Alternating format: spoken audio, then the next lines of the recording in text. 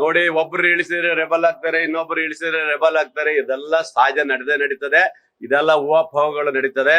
ಇದು ಯಾವುದೂ ನಡಿಲಿಕ್ಕಿಲ್ಲ. ಬಹುಶಃ ಸದ್ಯದಲ್ಲೇ ಒಂದು ಇತಿಶ್ರೀ ಹಾಡ್ತಾರೆ. ಸದ್ಯ ನಮ್ಮ ರಾಷ್ಟ್ರೀಯ ನಾಯಕರು ತೀರ್ಮಾನ ಮಾಡಿದ್ದಾರೆ. ರಾಹುಲ್ ಗಾಂಧೀಜಿಯವರು ಬಂದಿದ್ದಾರೆ.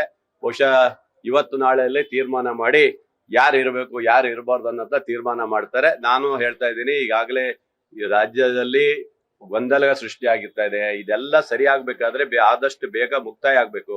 ಇಲ್ಲಾಂದ್ರೆ ಕಾಂಗ್ರೆಸ್ ಪಕ್ಷಕ್ಕೆ ಹೊಡೆತಾಗತ್ತೆ. ಇದು ಕಾಂಗ್ರೆಸ್ ಪಕ್ಷಕ್ಕೆ ಹೊಡೆತಾಗತ್ತೆ. ಕಾರ್ಯಕರ್ತರಿಗೆ ಉತ್ತರ ಕೊಡಕ್ಕಾಗಲ್ಲ, ವಿರೋಧ ಪಕ್ಷರಿಗೆ ಆರಾಮಾಗತ್ತೆ. ಆದ್ರಿಂದ ಆದಷ್ಟು ಬೇಗ ಇತಿಶ್ರೀ ಹಾಡ್ಬೇಕು ಅನ್ನೋದು ನಮ್ಮೆಲ್ಲರ ಉದ್ದೇಶ. ಆಗ್ಬೇಕು. ಯಾಕೆ ಮಾಡಲ್ಲ? ಯಾಕೆ ಮಾಡಿ ಯಾಕೆ ಇದು ಮಾಡ್ತೀರಿ ಅಲ್ವಾ? ನಿಮ್ಮ ಯಾವುದೋ ಗೊಂದಲಕ್ಕೋಸ್ಕರ ಪಾಪ ಯಾರೋ ಮಂತ್ರಿ ಆಗ್ಬೇಕು ಅನ್ನೋ ಕನಸು ಕಾಣುವಂತ ನನ್ನಂತವರಿಗೆ ಒಂದ್ ಸ್ವಲ್ಪ ಅವಕಾಶ ಸಿಗುತ್ತೆ. ಅದನ್ನ ಯಾಕೆ ನೀವು ಹಾಳು ಮಾಡ್ತೀರಿ? ಅದನ್ನು ಅವಕಾಶ ಮಾಡ್ಕೊಡ್ರಿ ಅಂತ ಹೇಳ್ಬೋದು. ಎರಡೂ ಆಗ್ಲಿ. ಏನಾಗ್ಬೇಕು ನಂಗೆ ಗೊತ್ತಿಲ್ಲ. ಯಾರು ಮಾಡ್ತಾರೆ ಮಾಡ್ಲಿ, ಅವ್ರು ನಾವೇ ಬೇಡ ಅನ್ನೋದಲ್ಲ.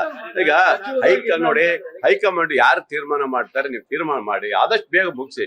ಮಾಡ್ತಿರೋ ಇಲ್ಲ ಕಟ್ಟಾಗಿ ಒಂದು ಖಡಕ್ಕಾಗಿ ಒಂದು ಡಿಸಿಷನ್ ಕೊಡಿ. ಇಲ್ಲ ಅಂದ್ರೆ ಪಕ್ಷಕ್ಕೆ ನಷ್ಟ ಆಗತ್ತೆ, ಕಾರ್ಯಕರ್ತರಿಗೆ ನಷ್ಟ ಆಗತ್ತೆ.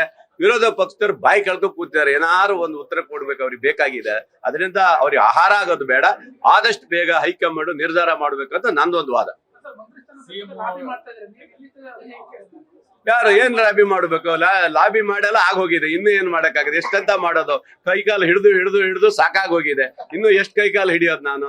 ಹಾಗಾಗಿ ಆದಷ್ಟು ಮಾಡಿ ಬಂದಿದೆ. ಹಣೆ ಬಾರ ದೇವರ ಆಶೀರ್ವಾದ ಇದ್ರೆ ಖಂಡಿತ ಆಗತ್ತೆ ಅಷ್ಟೇ. ಅದ್ರ ಬಗ್ಗೆ ನಾನು ತಲೆ ಕೆಡ್ಸ್ಕೊಳಕ್ ಹೋಗುದಿಲ್ಲ. ನಾನೊಬ್ಬ ನಿಷ್ಠಾವಂತ ಕಾಂಗ್ರೆಸ್ ಕಾರ್ಯಕರ್ತ ಆಗಿ, ಕಾಂಗ್ರೆಸ್ MLA ಆಗಿ ಹೇಳಿದ್ದೀನಿ. ಇರುತ್ತೆ ಇವೆಲ್ಲ ಗೊಂದಲಗಳು ಸೃಷ್ಟಿ ಆಗೋದ್ ಬೇಡ ಅಂತ ನಾನು ಅದಕ್ಕೆ ಹೇಳ್ತಾ ಇದ್ದೇನೆ. ನಾನು ರಾಷ್ಟ್ರೀಯ ನಾಯಕರಿಗೆ ಕೈ ಮುಗಿದು ಕೇಳೋದಿಷ್ಟೇ, ಸ್ವಾಮಿ ಆದಷ್ಟು ಬೇಗ ಈ ಗೊಂದಲವನ್ನ ಬಗೆಹರಿಸಿ. ಇಲ್ಲ ಅಂದ್ರೆ ಪಕ್ಷಕ್ಕೆ ಹಾನಿ ಆಗುತ್ತ ಅನ್ನೋ ಮಾತನ್ನು ಇವತ್ತು ನಾನು ಹೇಳ್ತಾ ಇದ್ದೀನಿ.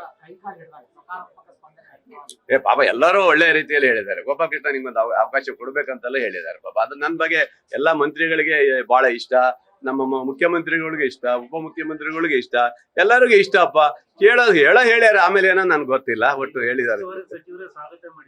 ಮತ್ತೆ ಮೊದಲನೇರೇ ಹೇಳಿರ್ಬೇಕಾದ್ರೆ ಇನ್ನೇನ್ ಬೇಕಾದ್ರೆ ಅವರೇ ಹೇಳಿದಾರೆ. ಕೇಳೋದೇನ್ ತಪ್ಪಿದೆ? ಪಾಪ ಅವ್ರಿಗೆ ಕೊಡ್ಲಿ ಬಿಡಿ ಅಂತ ಹೇಳಿದಾಗ.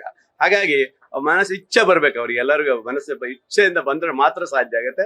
ಹಾಗಾಗಿ ಗೊಂದಲನ ಸೃಷ್ಟಿ ಆಗ್ತಾ ಇದೆ. ದಯವಿಟ್ಟು ರಾಜ್ಯದ ನಾಯಕರುಗಳು ಹೇಳೋದಿಷ್ಟೇ, ಆದಷ್ಟು ಬೇಗ ಪರಿಹಾರ ಆಗದೆ ಹೋದ್ರೆ ಪಕ್ಷಕ್ಕೆ ನಷ್ಟ ಆಗುತ್ತೆ ಅಂತ ಮಾತಾಡ್ತಾರೆ.